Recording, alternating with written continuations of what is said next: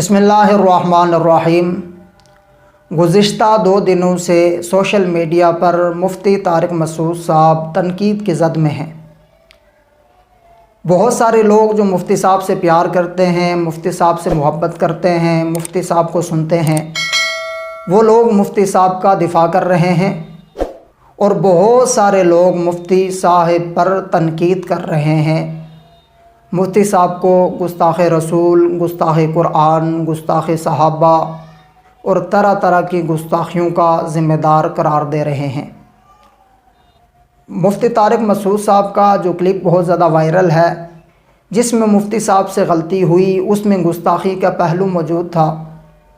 उलमाए देवबंद ने मुफ्ती तारिक मसूद साहब की निशानदही की कि आप इस मसले में गलती पर हैं, आपको रुजू करना चाहिए, अल्लाह से माफ़ी मांगनी चाहिए और लोगों से माफ़ी मांगनी चाहिए।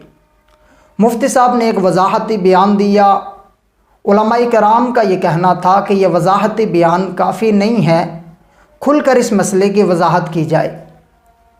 अल्हम्दुलिल्लाह उलमाए देवबंद की ये वुसअत ज़र्फ़ी है।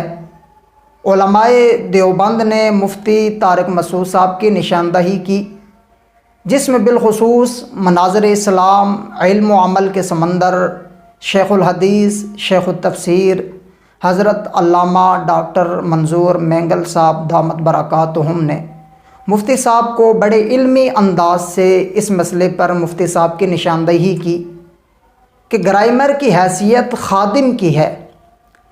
ग्रामर की वजह से हम कुरान को गलत नहीं कह सकते। जब कुरान और ग्रामर आपस में टकराएं तो ग्रामर को छोड़ा जा सकता है, कुरान को नहीं छोड़ा जा सकता, क्योंकि ग्रामर के जो कवायद हैं, जो कानून हैं, वो कुरान से बनाए गए।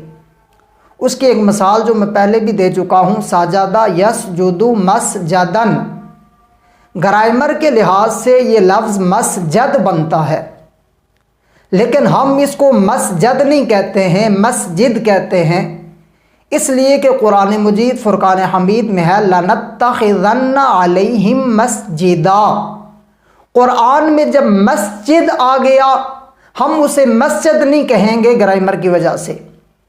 कुरान में मस्जिद है, हमने ग्रामर को छोड़ दिया, कुरान को सीने से लगाया। मुफ्ती तारिक मसूद साहब ने फिर एक वजाहती बयान जारी किया, जो अब से कुछ देर पहले मुफ्ती साहब के यूट्यूब चैनल पर अपलोड हुआ। आप वो वजाहती क्लिप समाअत फरमाएँ, फिर इंशाअल्लाह इस पर तबसरा करते हैं।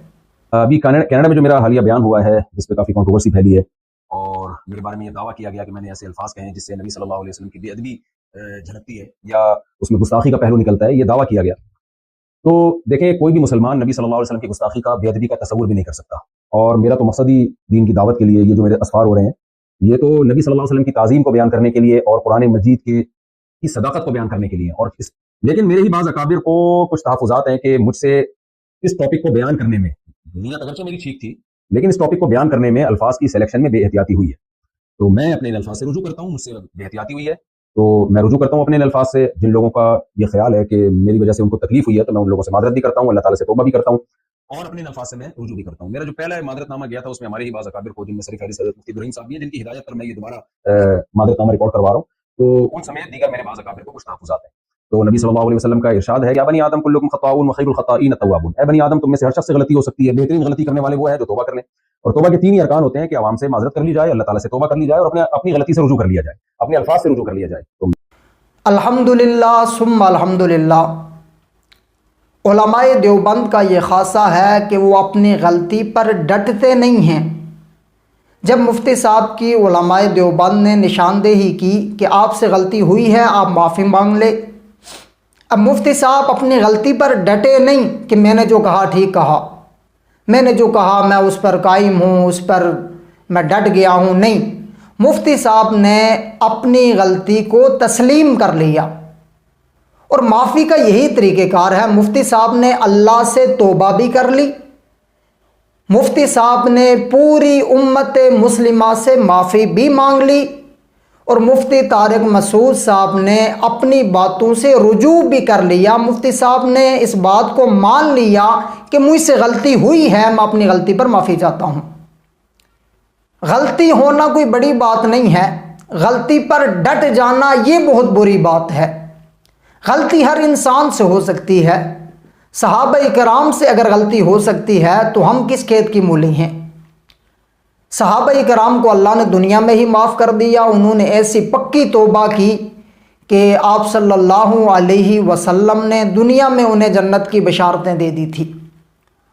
ان کے گناہوں کو اللہ نے دنیا میں ہی معاف کر لیا تھا. وہ معصوم تو نہیں ہیں لیکن محفوظ ہیں.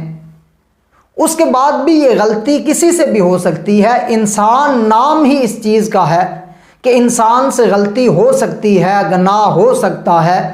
مفتی صاحب سے غلطی ہوئی لیکن مفتی صاحب کا یہ بڑا پن ہے, مفتی صاحب کی یہ وسعت ظرفی ہے کہ مفتی صاحب نے اپنی بات سے رجوع بھی کیا, مفتی صاحب نے توبہ بھی کر لی, مفتی صاحب نے امت مسلمہ سے معافی بھی مانگ لی. مفتی طارق مسعود صاحب کے اس وضاحتی بیان کے بعد اگر اب بھی کوئی مفتی طارق مسعود صاحب کی برائی کرتا ہے, جبکہ مفتی صاحب نے معافی بھی مانگ لی ہے, توبہ بھی کر لی ہے, رجوع بھی کر لیا ہے, اس کے بعد اب یہ تنقید کا سلسلہ رک جانا چاہیے. اگر اب کوئی تنقید کرتا ہے یا برائی کرتا ہے, اس کا مطلب یہ ہوگا کہ انہیں مفتی صاحب کی شخصیت سے نفرت ہے, مفتی صاحب کی ان باتوں سے نفرت نہیں ہے. ان باتوں سے اگر نفرت ہے تو یہ وضاحتی کلپ سننے کے بعد ان کی برائیاں, مفتی صاحب پر کی جانے والی تنقید اب رک جانی چاہیے. اللہ پاک سے دعا ہے کہ اللہ پاک ہمیں دین کو سمجھ کر اس پہ عمل کرنے کی توفیق عطا فرمائے, اور اللہ پاک مفتی صاحب کی حفاظت فرمائے. مفتی صاحب ایک سرمایہ ہیں, مفتی صاحب دیوبند کا فخر ہیں, مفتی صاحب کو سننے والے لاکھوں لوگ ہیں. مفتی صاحب ایک دین کا بہت عظیم کام کر رہے ہیں. مفتی صاحب سے جو لوگ محبت کرتے ہیں, اللہ پاک ان لوگوں کی محبت مفتی صاحب کے لیے سلامت رکھے. اللہ پاک مفتی صاحب کی حفاظت فرمائے. السلام وما علینا الا البلاغ.